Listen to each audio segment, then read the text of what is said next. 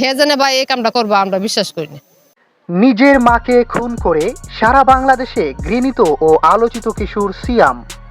প্রাথমিক পর্যায়ে পুলিশ জানিয়েছে প্রতিপক্ষকে ফাঁসাতে এমন কাণ্ড ঘটায় সিয়াম। কিন্তু সিয়ামের বোন সহ আরও অনেকের ঘুর আপত্তি যে সিয়াম কখনো এমন কাজ করতেই পারে না। সে একটা সহজ সরল ছেলে। দর্শক, আপনাদের কি মনে আছে সাদ বিন আজিজের কথা, যাকে তার মা হত্যাকাণ্ডের ঘটনায় ফাঁসানো হয়েছিল, রিমান্ডে দেয়া হয়েছিল?